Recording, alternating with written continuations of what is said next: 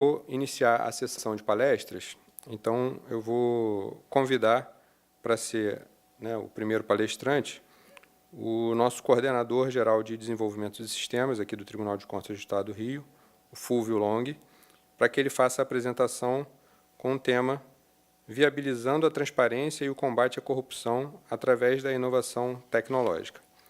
O Fúvio, ele é coordenador de desenvolvimento de sistemas aqui do Tribunal de Contas, graduado em análise de sistemas e pós-graduado em administração pública, pós-graduado em redes de computadores e pós-graduado em segurança da informação. Então, por favor, Fúvio, para a sua apresentação.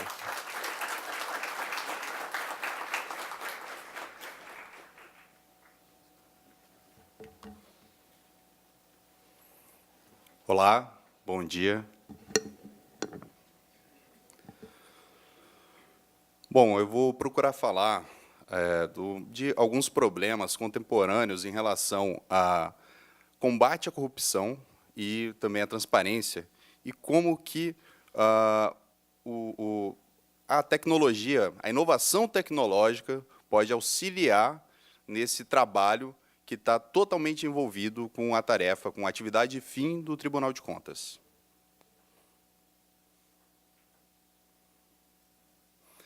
Bom, minha proposta é tentar elencar quais são os principais, igual eu falei, os principais problemas, e nisso usar algumas abordagens tecnológicas modernas que existem, como cruzamento de dados e inteligência artificial.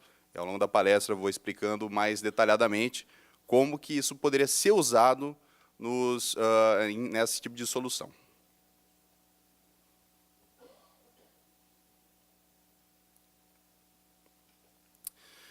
E aí eu começo fazendo uma pergunta.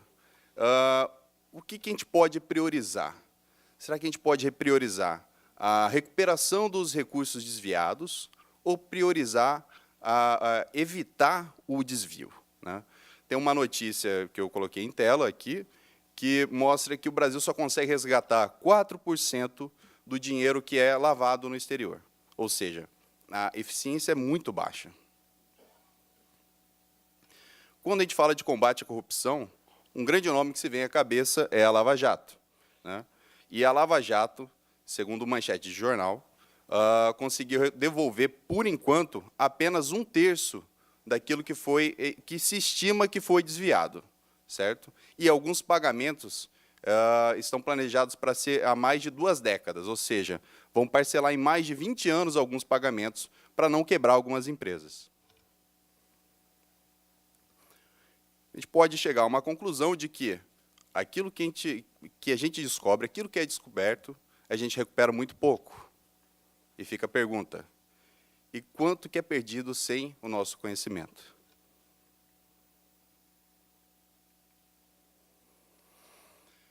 A gente enfrenta algumas dificuldades para desempenhar esse tipo de trabalho. A gente tem uma inundação de dados que é bem diferente o dado é bem diferente do que é a informação. A gente tem algumas bases de auditoria, para ser feita a auditoria, que são isoladas entre poderes, entre as esferas. Temos uma mudança constante na regra de arrecadação e de gasto, e também a gente conta com a criatividade dos corruptos, né, porque eles têm uma motivação muito grande em relação ao desvio. Nisso, a gente tenta ir atrás de soluções, e uma delas que o tribunal está desenvolvendo é a utilização de BI, inteligência artificial, e com o cruzamento de dados, um Big Data, mais alguma iniciativa de rede neural. Esse é um dos sistemas que a gente usa dentro do tribunal, que embasa alguns relatórios do controle externo para poder fazer auditoria. Nós tentamos ali aglomerar alguns dados e fazer alguns tipos de cruzamentos. É um pequeno trabalho que a gente está fazendo, mas que eu acredito que vai ser o que vai fazer o tribunal mudar o jeito de fazer a auditoria e fazendo um trabalho muito mais inteligente e não sendo inundado com a quantidade de dados que a gente recebe. Para isso, é interessante a gente colocar alguns requisitos meio básicos que não são tão difíceis de serem alcançados, como, por exemplo, deixar alguns dados tipados e contextualizados. Isso quer dizer o quê? não ser simplesmente um texto de entrada em relação ao sistema, ser alguma coisa do tipo, realmente um número de CPF válido, ser uma data. Isso já ajuda bastante na hora da curadoria do dado, né? Nisso, a gente pode tentar fazer um ciclo de vida do dado se transformar em informação, que a partir dali a gente tira algum conhecimento. A gente entender também o domínio, o contexto desses dados. Entender que, por acaso, um gasto em um determinado, um valor em um determinado momento do empenho é diferente de um valor num determinado momento da liquidação. Tem que entender bem o que está acontecendo para entender, para ter o conhecimento, e ali sim você conseguir fazer o trabalho de combate à corrupção. E algumas validações e verificações simples, como uma data de fim ser maior do que o início, o CPF ser existente.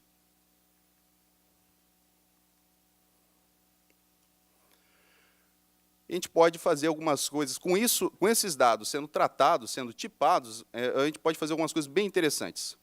Como, por exemplo, em conversas com as equipes, a gente começou a imaginar, bom, se por acaso a gente pode cruzar alguma coisa do Bolsa Família, que é uma base federal, Minha Casa Minha Vida, com o processo de pessoal ou os licitantes. Será que ocorreria de algum diretor de empresa ser beneficiário da Bolsa Família? Seria esquisito. Ou alguém, por acaso, passar para algum cargo público ou ser aposentado e também ter direito a esse tipo de benefício? Fica a questão. Também tem o caso de determinados jurisdicionados precisam prestar contas do dinheiro que recebe de recursos de outras esferas, como o Fundeb ou Fundef. E, nisso, ele tem um meio de prestar esse tipo de contas e, para a gente, ele tem uma outra maneira. Fazer esse cruzamento, se o que ele está dizendo aqui está dizendo lá, também é um jeito de pegar alguma inconsistência. Outra maneira também é tentar fazer uma análise quantitativa de itens que são comprados em licitações e tentar fazer uma análise de proporção, ver se está condizente quando, por exemplo, algum município compra uma quantidade de itens clássicos, igual vassouras ou baldes, se condiz com a quantidade de habitantes. Às vezes pode ser que tenha quase a mesma quantidade de habitante, a mesma quantidade de balde que é contratado. Outra estratégia que a gente pode usar são as redes neurais. Existe ainda um tanto de imaginação mágica em relação às redes neurais, mas, para quem é da área, entende que existe, na verdade, muito mais uma questão de matemática envolvida. Ou seja, é você pegar uma base de dados que, às vezes, não tem uma correlação direta, não é um problema linear, não é um problema cartesiano, um depara, mas que, às vezes, ocorre, e, nisso, no meio daqueles dados, você achar alguma correlação. Ou, no caso, montar várias redes para tentar descobrir correlações de um dado com o outro. E, nisso, você poder chegar a algumas conclusões de que, por acaso, o município que está gastando pouco com merenda tem alguma correlação em relação ao desempenho escolar. Então, seria uma coisa, às vezes, meio clara, mas você consegue provar isso matematicamente, não tem mágica, é tudo uma questão só matemática, mas, através da estratégia de rede neural, de processamento, você conseguir isolar alguns grupos que estão distantes do geral, ou então, inclusive, achar correlações, deixar o computador achar algumas correlações em um mar de dados que estão, às vezes, não fazem muito sentido a primeiro momento.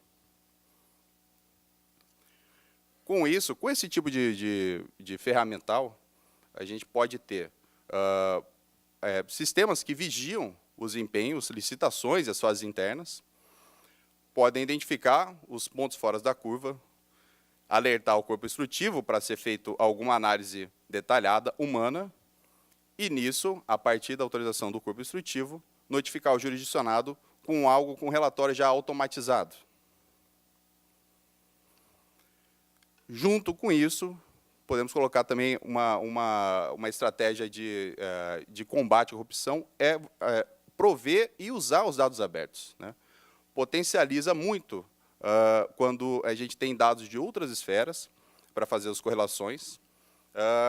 temos intercâmbios dos indicadores, de indícios de irregularidades, e ajuda também a gente a verificar alguns gastos irregulares, algumas coisas distorcidas, ou até mesmo erros. E, obviamente, também, colateralmente, acaba proporcionando o controle social. Chegamos a outro ponto, que seria a transparência, que é um termo que remete muito à confiança. Muitas vezes, o ente público ele exige uma confiança cega do jurisdicionado. Ou seja, eu vou passar um documento para você, você vai ter que acreditar em mim que esse documento está comigo e não foi adulterado. E funciona assim. Nesse meio digital, muitas vezes o jurisdicionado ou até o próprio ente público não entende, não sabe muito bem como garantir que essa informação simplesmente desapareça sem vestígio ou seja adulterada.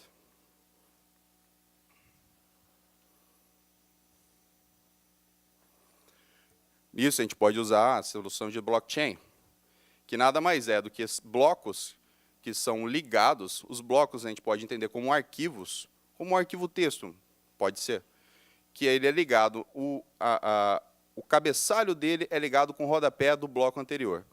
Eles são ligados matematicamente, ou seja, qualquer alteração que for feita no bloco anterior vai impactar na conta e vai mudar a conta do bloco que foi gerado para frente. Ou seja, mudar para trás envolve recalcular os outros blocos, o que vai deixar claro a fraude, vai deixar claro que teve alguma adulteração. Tudo funciona na confiança matemática, usando estratégias consagradas da computação, como o hash, que é você fazer o resumo de um arquivo, de um dado binário, você faz uma conta. Eu coloquei um exemplo de hash, que geralmente já é gerado. São números e letras ali para quem não entende, mas é uma questão matemática. Quando você muda um bit, esse hash ele muda completamente e não tem como você desse hash gerar um arquivo. Ou seja, não tem, o hash ele é de caminho único. Você não consegue tirar o arquivo dali de dentro, porque ele é pequeno, o hash é pequeno. Mas qualquer alteração no arquivo vai gerar um número de hash totalmente diferente. E usando também o conceito de chave pública privada, que você, com a chave pública, você pode verificar um documento que foi assinado digitalmente, assim como ocorre nos documentos, nos acordos e nos votos aqui do tribunal. Eles são assinados digitalmente, usando um token. Dentro desse token tem a chave privada e também tem a chave pública, só que a chave pública vai embutida no documento. E quem recebe esse documento pode fazer a verificação na cadeia certificadora que aquele é um documento válido, não teve adulteração. Se alguém tentar pegar esse documento, esse PDF no caso, e alterar um único bit, essa chave vai quebrar. O leitor de PDF vai ver que teve uma adulteração e vai alertar o usuário. Em contrapartida, a gente tem um não repúdio, que é, a partir do momento que tem um documento que foi assinado, não é possível alegar que esse documento não foi assinado por aquele certificado. Matematicamente, é impossível você chegar e falar foi forjado. Alguém usou essa chave privada para assinar o documento. Isso, usando o blockchain, a gente poderia usar os blocos encadeados, onde cada um desses registros ficariam dentro de cada bloco, e nós mesmos, o tribunal, poderia emitir esse bloco, que nada mais é do que um arquivo, igual eu falei, pode ser um arquivo texto. Esse arquivo pode ser copiado por qualquer pessoa, porque não vai ter o dado em si, só vai ter a assinatura para ser verificado. Ora, um jurisdicionado pode muito bem pegar esse dado, submeter para cá uma remessa de documentos, receber um certificado de que o documento que ele mandou foram esses aqui e ser assinado, e nisso ele tem uma comprovação matemática de que o documento que ele mandou é íntegro, e ele pode até questionar o tribunal de que o envio de documento foi aquele mesmo. Obviamente que o blockchain ele não impede que o dado seja apagado ou adulterado. O dado é efêmero. Hoje a gente faz, naturalmente, todo dia, modificações de dado, apagamos e formatamos, e qualquer coisa desse tipo. Ele não garante, mas ele deixa registrado aquilo que foi feito. Aquele dado que foi produzido e foi assinado, ele vai ficar registrado no bloco, E tem a questão do não repúdio. Já que ele foi registrado e assinado no bloco, não tem como você falar que você não colocou aquele dado. Ele permite a validação e é, igual eu falei, matematicamente impossível de ser forjado. Olha, tem vou dizer, um uso prático do blockchain. Poderia ser esse, no caso, a comunicação do jurisdicionado ser feita, qualquer comunicação ser assinada e registrada no bloco, o hash do documento que ele enviar, ou qualquer informação. E, de qualquer forma, também o tribunal vai emitir um ofício, vai fazer uma comunicação, ou até tramitar um processo, ser um registro no blockchain. Nisso, está trazendo mais transparência do tribunal com o jurisdicionado, e vice-versa também, porque, a partir do momento que você registra esse resumo no bloco, não tem como mais você falar que esse registro não existiu. Você vai pegar esse dado, vai estar copiado, o bloco é pequeno, as coisas são pequenas, e você vai analisar, através da computação matemática, e falar, olha, eu quero esse determinado arquivo aqui que me diz respeito.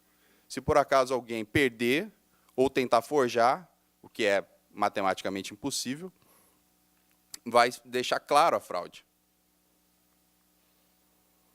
Um outro uso prático é uma das questões que aconteceu, um fato recente, que o governo estava querendo, ele colocou, permitiu que vários cargos dentro do governo federal conseguisse colocar o sigilo de ultra secreto nos documentos. Ora, tudo bem, você pode colocar o documento como ultra secreto, 30 anos, 35 anos. Então, vamos fazer o seguinte, pegamos esse documento, geramos o hash dele, as pessoas que têm acesso a esse documento assinam esse hash e colocam no blockchain. Daqui 30 anos, vamos pedir esse mesmo documento, quem quiser ver, ter acesso à informação, pode pedir esse documento e falar, deixa eu ver se esse documento é íntegro, e se está batendo com um hash que foi gerado 30 anos atrás. Ele tem que bater, já que o documento digital ele não se perde, ele não defasa os bits. Isso seria uma estratégia do governo falar, beleza, nós queremos que o documento seja sigiloso. Por um outro lado, a gente tem que ter a garantia de que o documento que a gente está exibindo agora, 30 anos depois, é aquele mesmo que foi guardado.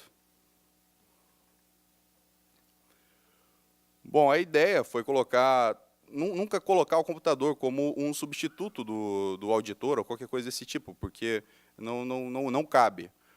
Mas sim o computador ser como um radar, um alerta e um facilitador em relação ao trabalho que é feito no controle externo. Hoje, com a montanha de dados que recebemos, fica difícil, humanamente impossível você passar milhares de processos mensalmente e fazer uma análise minimamente compatível com o que é preciso. Nisso, o computador pode ajudar muito a atividade fim do tribunal. Bom, é isso, gente. Muito obrigado pela atenção de vocês.